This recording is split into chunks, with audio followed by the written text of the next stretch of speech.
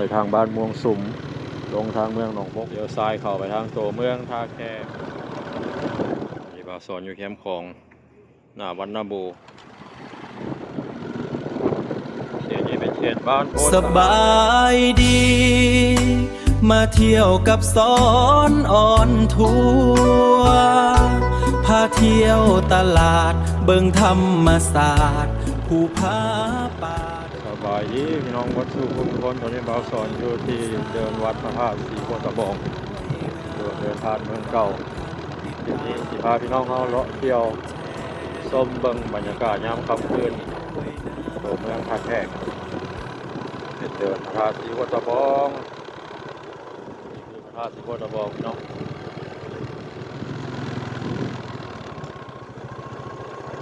แดงสิมีคนมาออกกำลังกายตอนนี้เวลา7:30นเขาจะกลับเพื่อนขับตานเขาเราพี่น้องเลยโดนเพื่อนทรงลาวมีร้านกาแฟพี่น้องมีร้านกาแฟเขาจะมาเปิดแล้วก็มาเปิดใหม่ๆก็สอนยังบอกว่าได้มากินกับเพื่อเมื่อหน้าสิว่าลองก่อนออกมาใส่ทางใหญ่พี่น้องทางเพิ่นกำลังเฮ็ดใหม่นะปูคอนกรีตไปทางบ้านม่วงสุม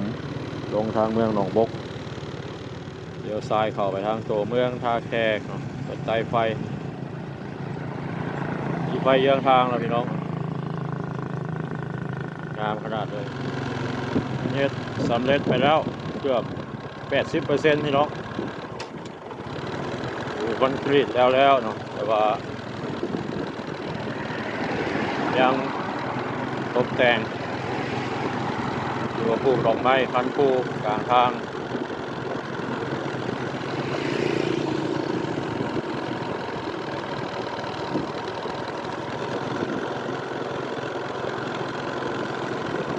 เปิดเฮ็ดตั้งแต่4 แยกบ้านเราโพคำของเราโพไซนี่แหละ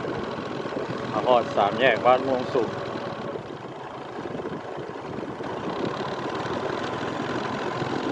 แย่งผักหวานกลางเว้นพี่น้องเลย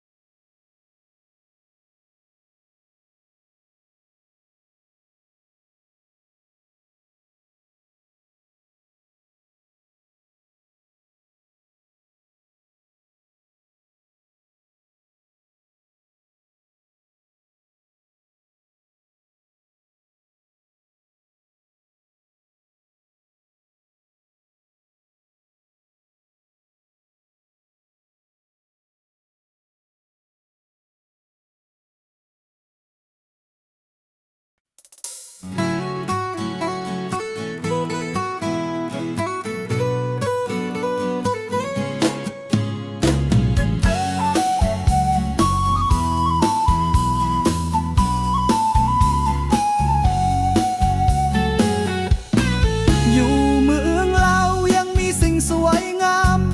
มีธรรมศาสตร์ภูผาป่าดงเครื่องป่าของดงและทงให้ทงนาเป็นของมีค่าเบาสอนจะพาไปบึงสอนอ่อนทั่วส่ง YouTube สายเดินทางบ่ให้ทันผิดหวังกดติดตามกดกระดิ่งไว้พาเที่ยวตลาดของป่าอาหารลาวพาเบิ่งผู้สาวผู้เบาทั่วเมืองลาวสอนอ่อนทั่วกอวันท่านให้แห้งใจช่วยกดไลค์กดติดตามและกดแชร์จะบ่ลืมบุญคุณทุกท่านที่ผ่านมาเบาสอนขอสัญญาจะบ่เฮ็ดให้ท่านผิดหวัง ก นนเส้นนี้เป็นถนนเขตบ้านจอมแจ้งเด้อพี่น้องทางหน้าไปทางสามแยกลงทางบ้านจอมแจ้งเลี้ยวขวาขึ้นไปทางบ้านเราโพไซเนาะใส่ดอกไฟเยื้องทางแจ้งทุกเส้นทางเนาะพี่น้อง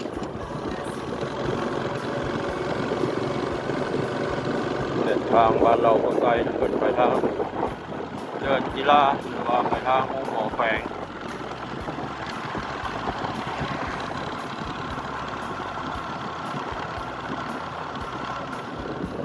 ทางนะครับสร้างบ้านสอง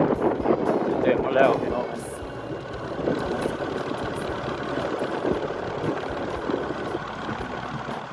มีบาสอนอยู่แคมป์ของหน้าวันนาบูเป็นเหตุกันเชื่อนอยู่ตอนนี้พี่น้องเลยยังบ่ทันสำเร็จเท่าเนาะคนหินคนสั่งมากองไว้เต็มตะฟังพี่น้องเลยใกล้แล้วใกล้จะสำเร็จแล้วกาดฝั่งนครพนมทางนั้นนะประเทศไทยพี่น้องเส้นทางจากพาดานแคมป์ของมาวงเวียนหลักสองพี่น้องใส่เราไปยังทางสองข้างทางเลยแยกทางป่านยัง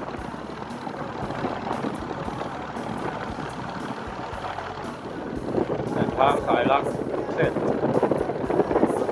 เปิดทางหอมบางหอมใส่ดอกไม้นะครับหมดตอนนี้พี่น้องในแม่แขก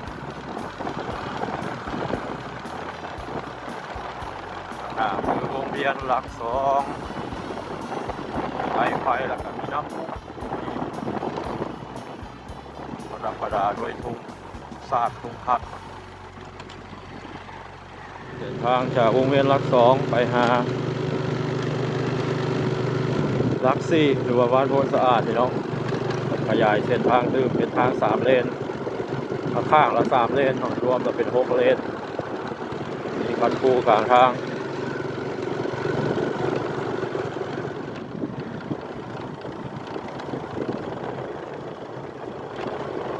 นี่ดอกไฟเยื้องทางอยู่ใจกลางคันคูพี่น้องเลยแรงคักคือกัน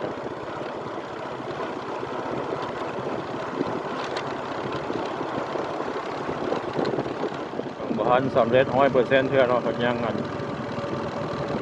ใส่ฝาอัดคลองระบายน้ำ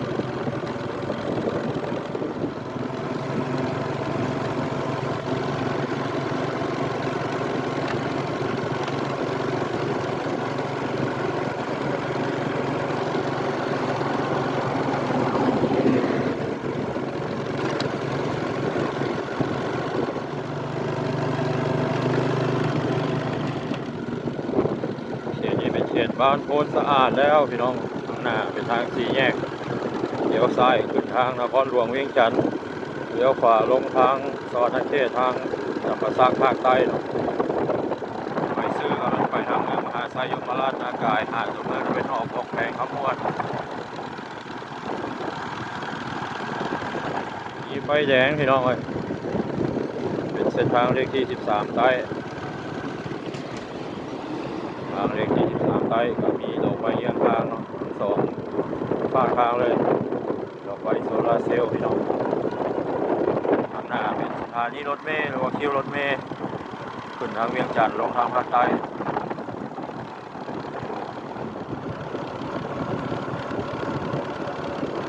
แยงทางป่ายังพี่น้องเลยเป็นทางมันปรับปรุงใหม่เนาะถนนเลขที่13ใต้เขตนี้เป็นเขตบ้านสุขสวรรค์พี่น้องกายที่รถมาบ้านสุขสวรรค์ต่อสายบ้านคำบ่อนคนชิมโดนม่วงเมืองซานยังบ่ค่อยหลายปานใดแถวนี้อากาศอยู่ทางเมืองท่าแขกวันนี้อากาศหนาวพี่น้องวันที่14 มีนายังมีลมเป็นก็ย่ำหนาวกลางเว้นอากาศร้อนนี่เป็นเขตบ้านคำบ่อนพี่น้องทางห้านจะเริ่มลายแล้วพอที่มีห้านแปลงรถห้านขายอะไร บ้านคำบอนการปรับปรุงเส้นทางเลขที่13เพิ่นเฮ็ดมาฮอดเขตบ้านนาบวกกระโจะไว้อยู่ฮั่นตอนนี้กำลังมีโครงการที่จะเฮ็ดเส้นทางต่อจากบ้านนาบวกไปฮอดตามที่ว่าเขาได้ยินข่าวแล้วแม่นไปฮอดบ้านกัวเซเมืองเซบางไฟเนาะบางที่ก็เป็นทางภูคอนกรีตบางที่ก็เป็นทางผู้ยางอัสสะพานเนาะยังบ่แน่ใจเห็นวิชาการหัวทางก็จะเอามาแทกทางแล้วอีกบ่โดนเพิ่นก็น่าจะเฮ็ดต่อเนาะ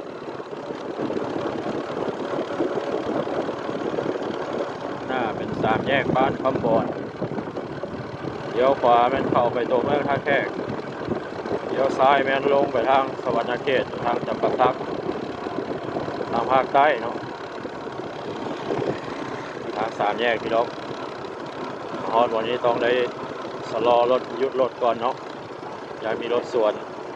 มาในทางใต้เข้าในเมืองท่าแขก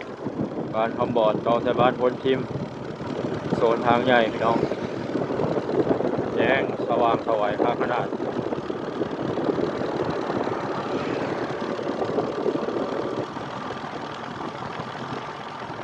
ออกไปยังทางนี้บ้านใดติดอยู่แค่ทางเนาะว่าเป็นเขตซุ้มซนใหญ่มันจะใส่ดอกไฟโซลาร์เซลล์หมดบ้านโพนทิม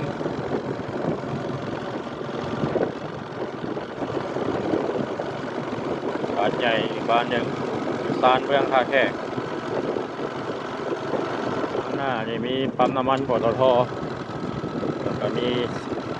7-Elevenพี่น้องเปิดใหม่ปั๊มน้ำมันอยู่ทางขมวนนี่บ่ได้ขาดแคลนเด้อพี่น้องมีตลอดเป็นแขวงอื่นว่าน้ำมันขาดแคลนขมวนยังมีปกติปตท.อยู่ท่าแขกมีอยู่2ปั๊มทางในมีร้านกาแฟอเมซอน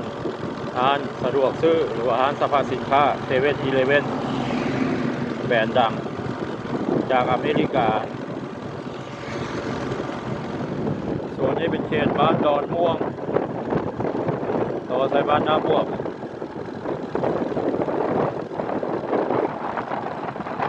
ลมแห้งขนาดพี่น้องทั้งลมทั้งหนาวนี่คือบ้านนาบวกพี่น้องใส่ลงไปยังทางคือกัน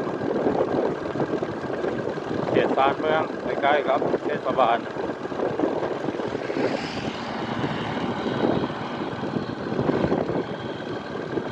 บ้านนาบัวนี่ก็เป็นคลิปภาพบรรยากาศเราสอนพาพี่น้องเราเที่ยวตัวเมืองท่าแขกยามค่ำคืนเนาะตอนนี้ขอปิดคลิปนี้ไว้ซ้ำนี้ก่อนเด้อคลิปหน้าพบกันใหม่พี่น้อง